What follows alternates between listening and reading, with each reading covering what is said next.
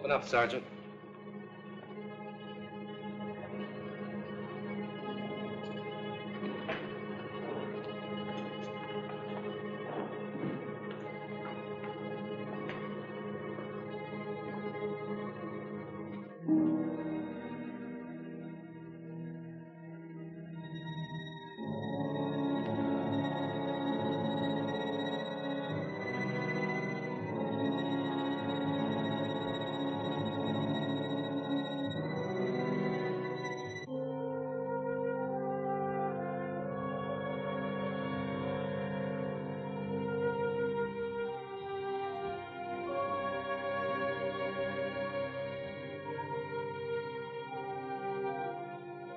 My experts had considered all the possibilities methodically, and I thought accurately.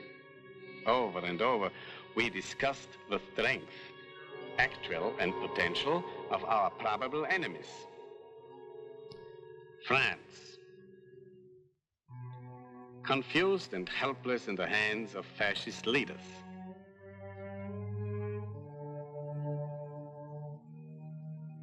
England, weak, frightened, citadel of appeasement. The United States, no army, navy, or air force. My expert in that country gave me most satisfactory reports. I think it is a mistake to underestimate America, Herr Eberlein. Do you question my statistics? All I know is that the United States is the industrial phenomenon of the world. I'll stick to my figures, Herr Schloss. To win wars, you need manpower. We know how many men the United States can put into the field. This number is limited by the number of men necessary for production of the materiel with which to fight. The ratio of workers to soldiers is fixed. Herr Eberlein, have you ever considered the possibility of woman labor? American women? Come. The most decadent women on the face of the earth. Let me quote you some statistics about the women of America. Last year, 1938, they spent more for cosmetics than the United States Navy did for ships. More for silk stockings than the United States Air Force spent for planes. Flirts, cocktail drinkers, pleasure lovers, loafers, a race of playgirls pampered and spoiled by their sentimental American men. How different from the women of Germany, who trained like soldiers, who bred babies to wage this war, and are now producing the goods for our grown soldiers on the fighting fronts. And all this, Herr Schloss, without lipstick. American women. Bah! This I accepted. I was to make many mistakes before my downfall, but none, however spectacular, was more grave than my contempt that day for American women. The moment was right. I invaded Poland. My war was begun. Meanwhile, in the United States, there was a restless stirring, and Land-Lease began to operate. Factories appeared overnight. How was it possible for America to achieve such production and at the same time build an army? Then the amazing reports came in from my agents in the United States.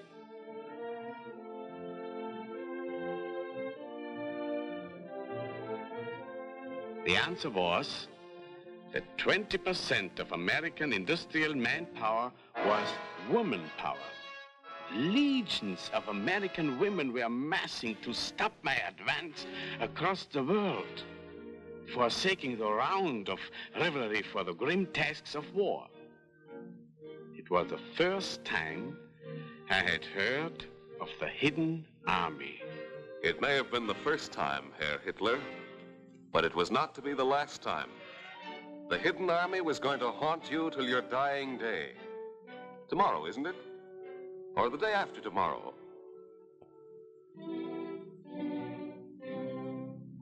Pearl Harbor came, and we were in the war 100%. The Axis believed it was ready for us. Axis statistics, careful and accurate, had forecast this Army, this Air Force, this Navy. But in the production estimate, the axis was wrong, because the forecast had miscalculated the potential strength of the hidden army, the women of American industry. Across the Atlantic to Berlin, across the Pacific to Tokyo, went news of the upheaval in American life. Millions and millions of women who had never lifted a finger outside their own homes now suddenly resolved to set the world house in order. These were the uniforms of the hidden army. These their weapons. And these the results they helped to achieve. It must have called for some pretty fancy explaining by the statistical expert, Herr Eberlein. But Herr Eberlein, it will pass, I tell you. These women are the unemployed, the publicity seekers, the seekers after novelty, the cranks, playgirls with new toys. It's just a vogue, nothing more. It will pass. But it did not pass. Not yet. Invasion came to North Africa. Working side by side with men, women had helped weld the landing craft that disgorged equipment and American fighting men. Women had helped rivet the planes that rained hell through the days and nights. Women had manufactured the radio tubes that flashed the news that the first major Allied invasion was accomplished triumphantly. And in doing all this, they had earned the respect of the men beside them.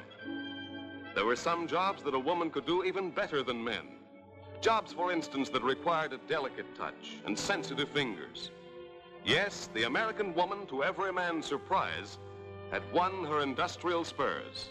And this, in addition to about 100,000 women in the Army, Navy, and Marines, and the brave nurses risking their very lives on the battlefront.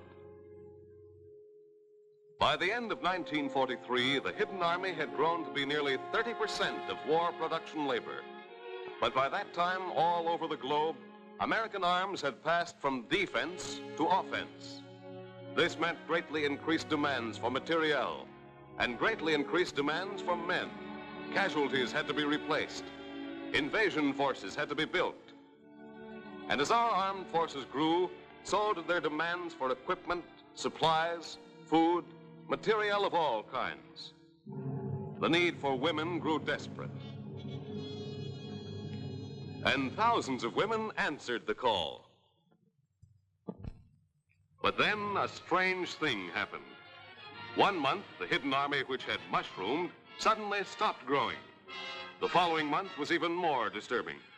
The papers reported a slight falling off in production.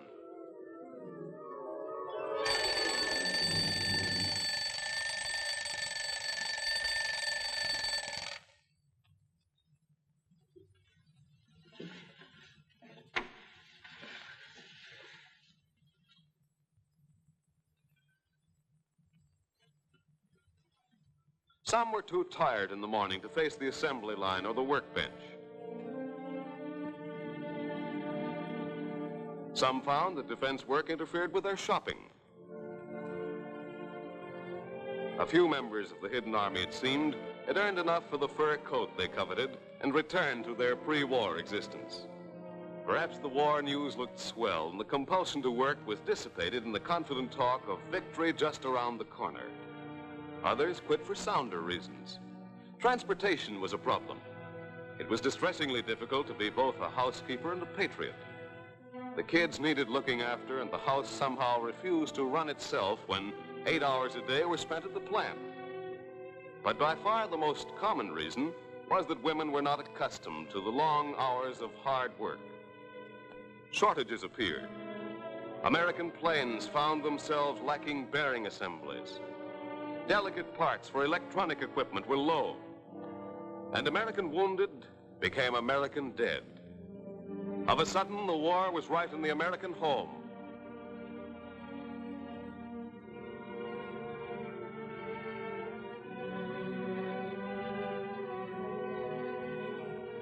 The government regrets to inform.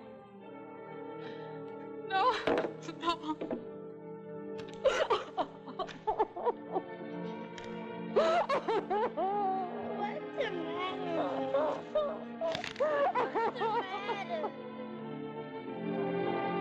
For every American cross driven into the foreign earth, a gold star hung in some American home. Our women learned in bitter tears and heartache that in war there can be no such thing as a slight falling off in production, because there's no such thing as a slight death.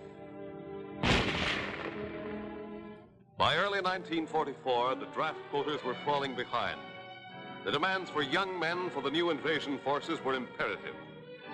These young men had to come largely from the deferred, the fathers, those doing essential industrial work. Reclassification was called for. This at a time when stories drifted in from the cold Italian mountains, the malaria-ridden Pacific jungles, the watery graves. Women the country over began to recognize war for what it was, a grim, tough, unromantic battle to the death, in which every man, woman, and child had a stake. If the American home is to be preserved, if the tragedies of other families in tortured lands are not to be duplicated here, the Axis must be brought to its knees. The Hidden Army drew fresh recruits. Its ranks grew to nearly 18 million. Many of these women came from walks of life not previously considered. The mothers, the young, the aged. When they were asked why they had joined the ranks of the Hidden Army, these women gave a variety of reasons. I have a daughter in the waves, and I had a son on the Arizona. That's a good enough reason for anyone.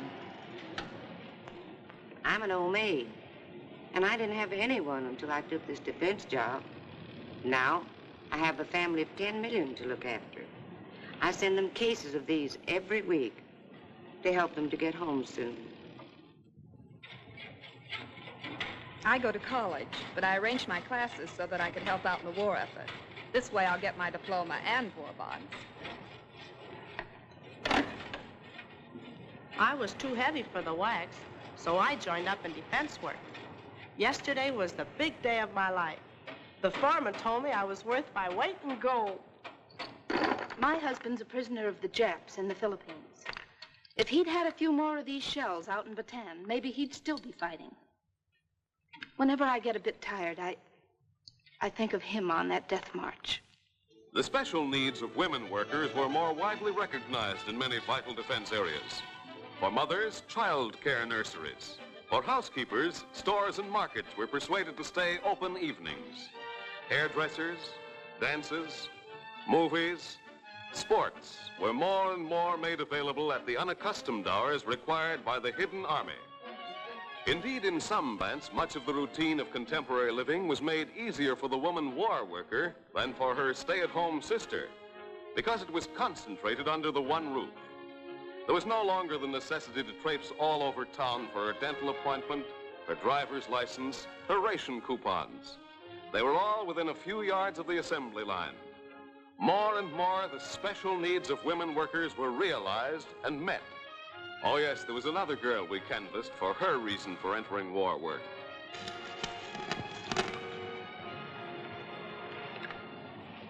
Why did I take a defense job?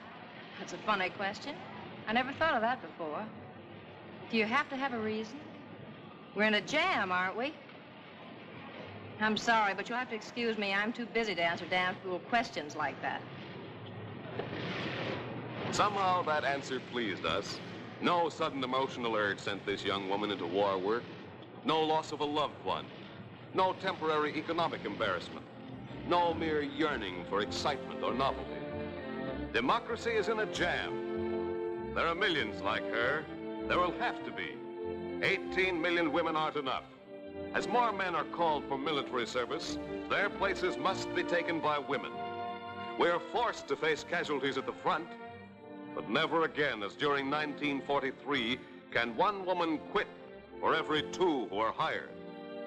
There's no time to be spent in the constant training of new replacements. Without the help of additional thousands of women, we cannot build the mountains of materiel consumed in global invasion. We cannot make good the millions of man-hours and woman-hours that are lost in a fleeting second's smoke and flame. As long as the Nazi cancer exists anywhere in the world, this is also a woman's war, to be waged so that no woman shall ever again clutch a starved baby to her breast, so that no woman anywhere shall ever be the slave of a fascist state that makes her no more than a brood mare. That is why the women of America, like the men at their side, must flock to war jobs and stick to their jobs until that day when an end has come to the devastation of the earth.